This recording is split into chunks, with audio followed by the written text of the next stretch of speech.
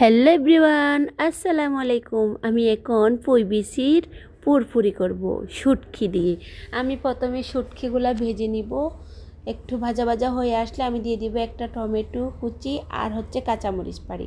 এবার দিয়ে দিব পই বিচি, দিব বেশি করে রসুন কুচি আর পেঁয়াজ কুচি দিয়ে উল্টে পাল্টিয়ে কিছুক্ষণ রান্না করে নিব ঢাকনা দিয়ে।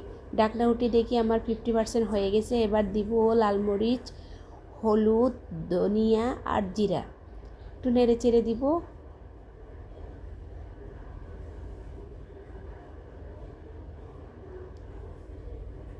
আমার প্রায় 50%-এর মতো সিদ্ধ হয়ে গেছে। এখন ঢাকনা দিয়ে অনেকক্ষণ রেখে দিব। এই যে আমার হয়ে গেছে। এখন বেশি করে ধনিয়া পাতা দিয়ে নামিয়ে নেব। আল্লাহ হাফেজ। কেমন হয়েছে কমেন্ট করে জানিয়েন।